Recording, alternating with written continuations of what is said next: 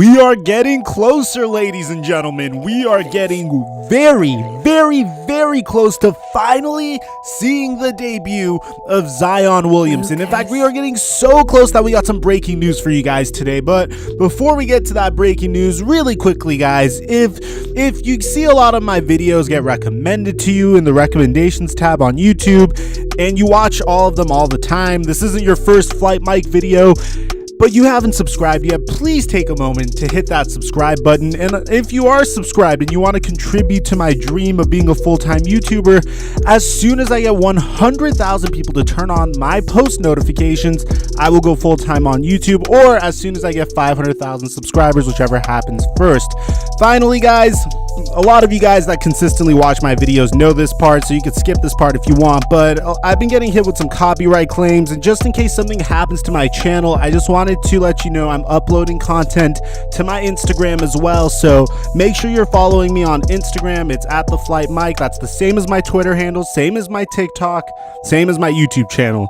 All right, now that we got all that out of the way, I have a fat Zion Williamson update for you guys. So this past week, if you guys missed this video, I did upload a video of Zion Williamson finally being able to dunk a basketball, which, thank goodness, because I was kind of getting worried about his athleticism and whether he was going to be the same player again once he did return. And the New Orleans Pelicans have, in the meantime, been starting to catch fire this past week. So to give you an idea of how much the New Orleans Pelicans are trending upward, this past week we saw Lonzo Ball go off for 27 points, and I did make a video about that. It was my previous video prior to this one, and a lot of you guys, for the most part in the comment section, were divided into two sides in regards to Lonzo Ball and the trajectory of the New Orleans Pelicans. Half of you guys said, okay, Mike, you're a Laker fan.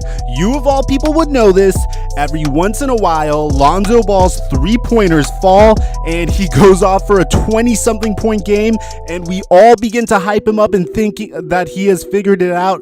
Despite him not having truly figured it out, he will revert to his old ways of averaging 10 points per game very soon. Don't buy it. And then the other half of you guys said, yo, Mike, I'm telling you, he is a project player. He is a fairly young player. Bear in mind, Lonzo Ball's only 21 freaking years old. He was the number 2 overall pick, and not last draft, not the draft before, but the draft before that.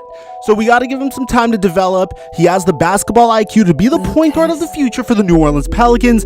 We just need to give him time. But that's not the only thing that the Pelicans are looking at that's causing them to trend so much upward. Another thing that we need to pay attention to is the emergence of Brandon Ingram.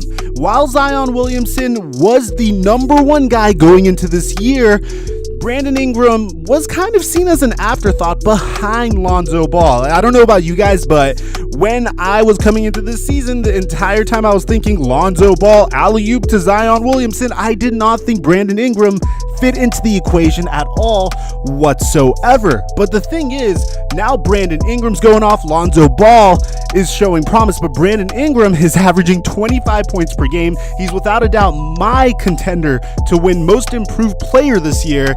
And as a result of that, now the Pelicans begin to seem like a team that, call me crazy, if this bit of news is true, I think they could sneak into the playoffs. Now, I gotta shut up and give you guys the damn news, shouldn't I? According to an extremely credible source, and I know a lot of you guys hate on my content saying that it's clickbait and my sources aren't credible, I consider Shams Charania of The Athletic to be extremely credible.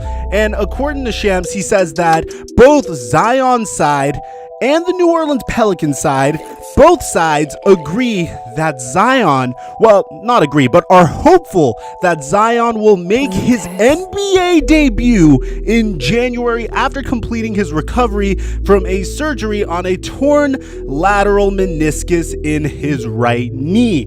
Which means, guys, within this month, we are going to see the most anticipated rookie in the past 10 years of the NBA. Of course, some of you guys may disagree and think that Anthony Davis and Andrew Wiggins were the most anticipated rookie, but in my opinion, I don't think any rookie has caused this much hype in the NBA in quite some time. And I don't know about you guys, judging based off of Zion's preseason games, I am extremely excited because the Pelicans, call me crazy, the Pelicans actually currently have some hope into sneaking in to the Western Conference playoffs.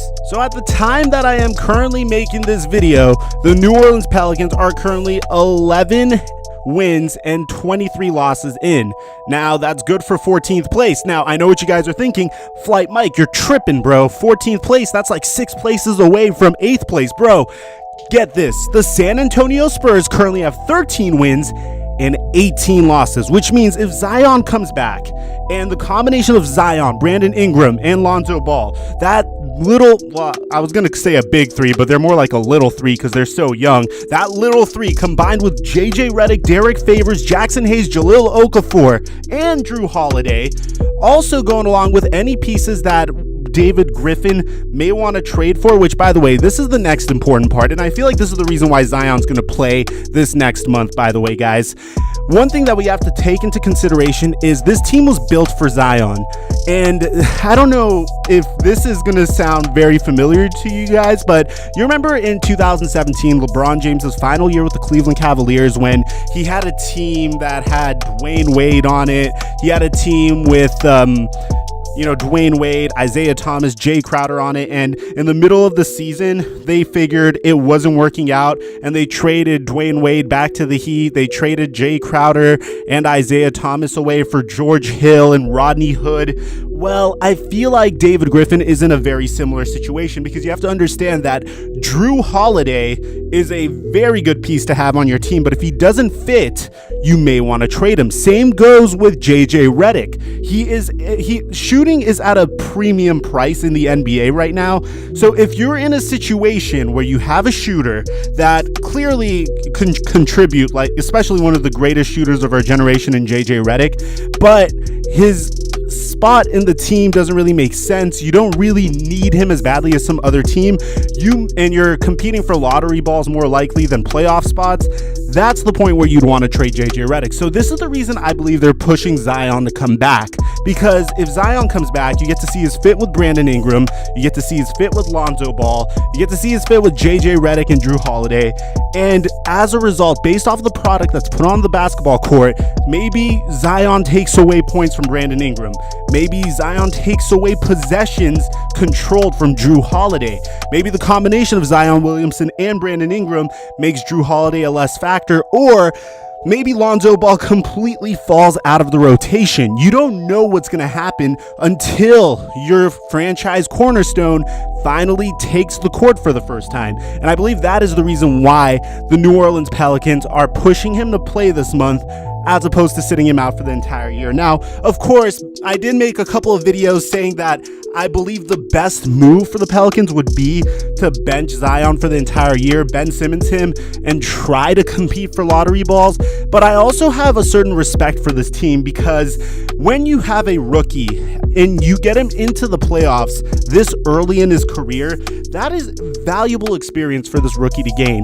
19-year-old Zion Williamson is going to have a luxury that a rookie hasn't had since probably Jason Tatum, when Jason Tatum was a rookie. Now, I'm not saying Zion's going to go all the way to the conference finals, but Jason Tatum, Jaylen Brown play like seasoned veterans at this point, despite only being in the league for 2 years and 3 years respectively. And I feel like a huge hand in their development has to be the fact that, one, they've played with established veterans like Zion is about to play with in Derek Favors and JJ Redick, and two, they've been there before. They have been to the playoffs. They've went all the way to the conference finals. Jason Tatum dunked on LeBron James on national television before. They've been there, they've done that, they know what they're capable of. So I feel like that's going to be huge for Zion's development if they can make it to the playoffs. But this is me reaching. I'm going to admit this playoff bid is me reaching. I really think the main reason Zion is going to play this month is strictly and only because David Griffin wants to see what he has on the roster